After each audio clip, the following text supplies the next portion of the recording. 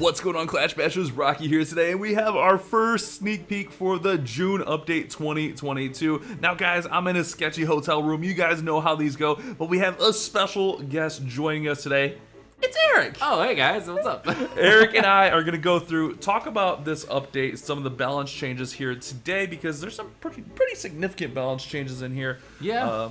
Eric's got some ideas. We're going to show you guys some friendly challenges, and then I'll probably do a lot of the babbling and let him show you guys all the cool stuff, right? Yeah.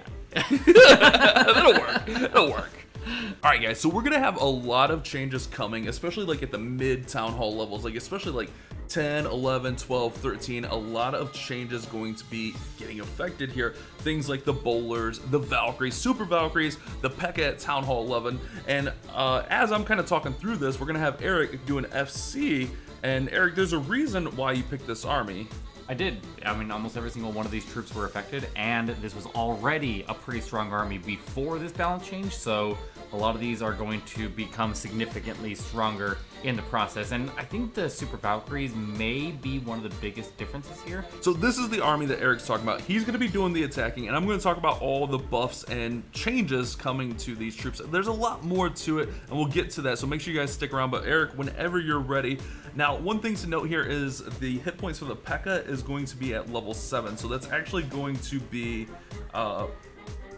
at Town Hall 11 for max. So it's going to be P.E.K.K.A. hit points from level 2 to 7 getting increased. But the big change here is going to be those Super Valkyries. Eric talked about it a little bit earlier. They're going to get more hit points at level 7 through 9, so all the way up to max level, but they're also going to have a slower attack speed. So they're going to attack speed from 1.8 to 1.1, because one of the biggest issues is they just kind of get away from everyone. When you say that, I mean, yeah, they outrun everything, and that's the problem with regular Valkyries too. So normally regular Valkyries are not being used with other troops. Usually you're going like mass Valkyries into an attack, but when you use Super Valkyries, you're trying to get that rage to go pop on something, so it needs to be keeping about the same movement speed as everything else, and that is one of the major things that's getting fixed here. So you can see I'll just charge the single Inferno here, freeze it up here, my war will take it down, and I'm just using that to cut the funnel. I can throw down the Flame Flinger to form the other half, which I probably should have started a little bit earlier, but that's okay, we'll just make it work. And I said the wrong thing. Attack speed is reduced, but the movement speed is from 3.5 to 3 tiles per second. And the big change here is their rage radius is going to go up also. So it was 3.5 tiles, now it's going to be 4 tiles. So you'll notice when they go off, that rage radius will be increased. And then regular Valkyries are going to get more hit points as well. I think this is one of the toughest things they've been trying to do forever, is make those Valkyries really strong throughout the game. So Eric's going to demonstrate some of these lovely troops in here. Those Valkyries are going to drop in those rages. The P.E.K.K.A. is going to work through there. Now again, the level 8 P.E.K.K.A. did not receive a buff, but that's fine. It's still a really strong unit. We still see P.E.K.K.A. smashes being used throughout the game. And right here, we see the P.E.K.K.A.'s working through. Eric's getting through the middle of the base, catches the tornado there. A lot of stuff facing. Eric's got screen shake on. It's not my fault. I just realized it. I was like, what is going on? Don't judge. Don't judge. The whole time I was watching this attack, I was puzzled because I haven't seen screen shake in so long. It's fine. You guys get screen shake. But with this attack, we're going to clean up with the bats. So you see it like pretty much gutted out everything in there. Even had clan castle troops to deal with, not a problem. Bat bomb right there on the wizard tower. This one's gonna be crushed, guys. Hopefully. Hopefully it's gonna be okay. Well, I already declared it crushed, so you better crush it. I'm working on it. I think he's got it, no problem. He's still got freeze spells, and yeah. Sometimes you just invite Eric over to your hotel room and late at night and say, "Hey, buddy, you want to play Clash?" And we come over and we show you guys balance stuff. And then we beat bases with Super Valkyries, because that's cool. Yeah. You don't need rages if you got Super Valkyries, and I don't know, they did pretty well there. Yeah. That was pretty good. That was pretty simple, and it worked out great, even though I made some silly mistakes. Yeah, absolutely. Army right there that you guys can use. Check that out, and this will be live with the update. This is our first sneak peek, so make sure you guys subscribe, not only to me, subscribe to Eric. That way you guys know of any updates that might be coming. So one of the things we wanted to talk about real quick is the changes to the Flame Flinger and the mortars. So the mortars are actually going to get more hit points again, which is going to make them a little bit harder, like in these situations, to funnel out. You used to be able to like a mortar and then like a minion to take it out. Now it's going to be like 2 full balloons. Or you said the mortar now has more hit points than the archer tower, right? Yeah, so I mean, if you're trying to snipe off a mortar to be able to set up a Flame Flinger, because we know that the mortar and the Expos are the only defenses in the game, other than the Eagle Artillery, I guess, that can actually outrange the Flame Flinger and strike it, and it doesn't have a lot of HP, so any extra strikes from a mortar, even just one extra, can significantly reduce the amount of Flame Flinger value you can get. Right, and it's important to keep that up as long as possible. The longer the better. Obviously, it's going to deal a lot of damage, but let's talk about its damage because the damage is actually getting reduced. So it's actually going to reduce the direct hit damage radius. So you'll notice, like as it's working here, that radius is a little bit smaller now, but it's going to do an increased duration. So it's going to now last 30 seconds. But with that, we got a big nerf to that damage. So for instance, the max flinger was 180 damage per second, now 120.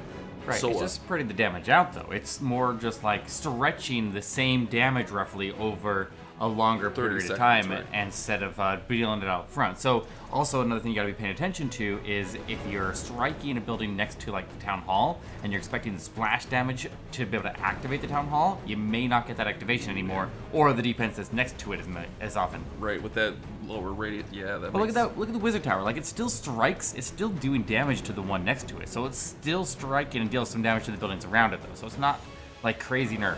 We'll see Yeah. how much of an impact it has, though. It'll be really interesting. I mean, I think the big thing is a lot of the pros use these flame flingers in some really unique ways and get crazy value. So I think that's why we're seeing such a direct target to the flame flinger here. But we're gonna go ahead, we're gonna keep moving because there's a lot more stuff. All right, guys. So we're gonna go to Town Hall 11, and instead of doing Smash, let's stick to what I know. Honestly, guys, we tried Smash. It was horrible. I don't know how to Smash at 11. I use witches, so we're gonna stick to that because giants are actually getting a hit point buff. Bowlers are getting a hit point buff.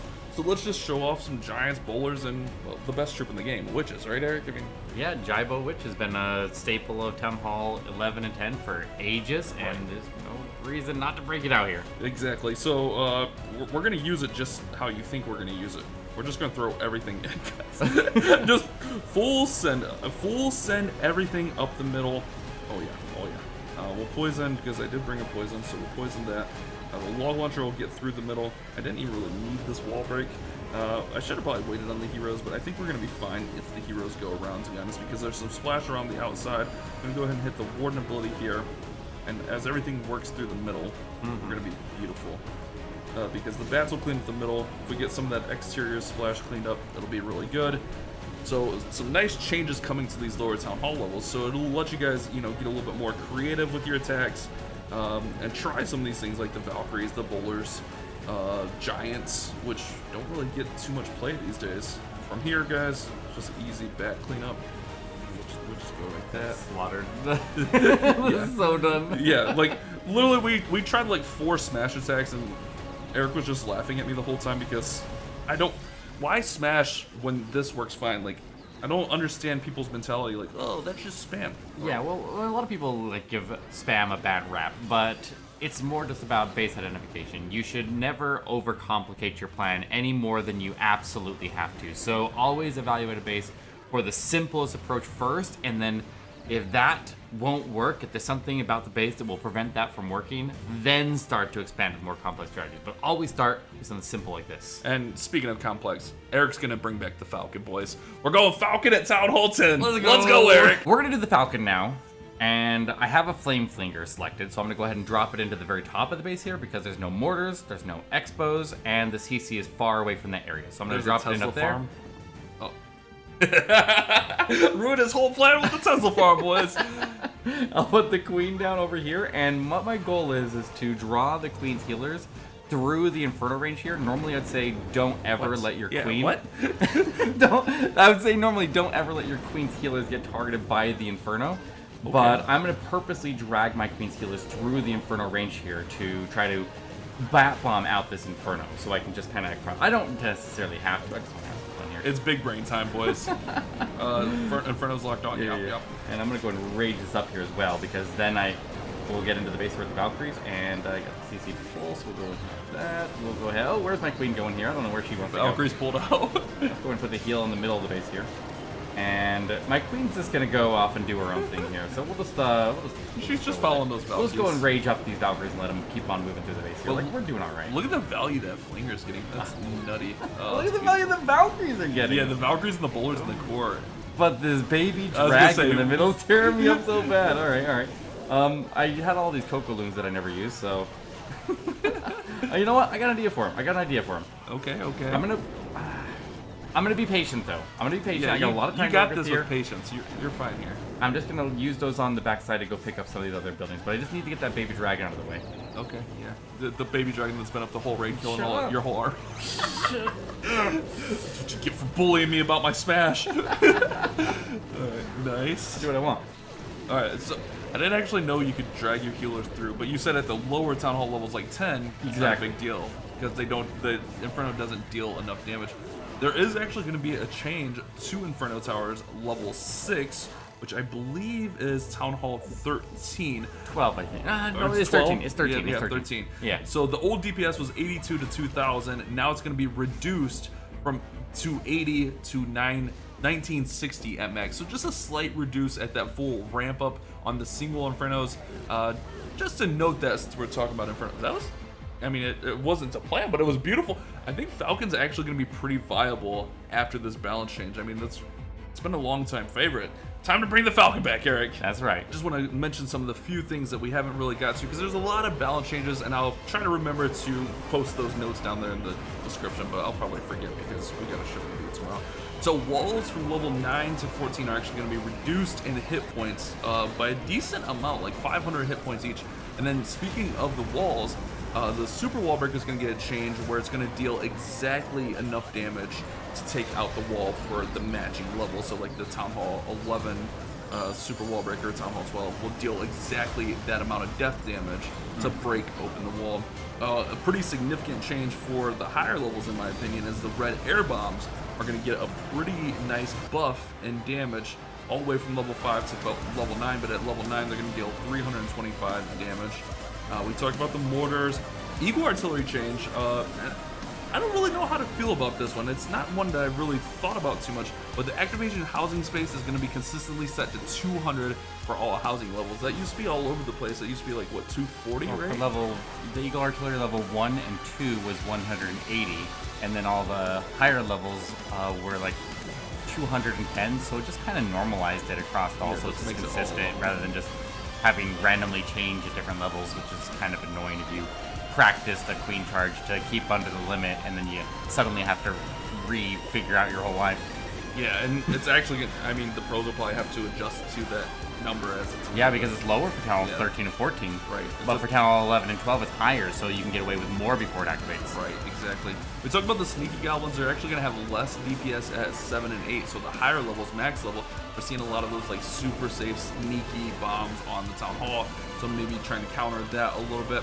And then just like a little stuff like the clan medals, the clan capital raid medal capacity is fixed before it was overflowing. Skeleton spell is going to actually get an additional skeleton throughout multiple levels. And another big change is going to be the clone spells, levels 1, 2, 3, and 4. And this is significant at Town Hall 10. Electron's going to be back because at Town Hall 1, or level 1 rather, it's going to go up to 22 capacity. Level 2, it's going to go up to 24 capacity. And at level 3, this is the significant number, it's going to go up to 26 capacity. And then level 4, 28 capacity.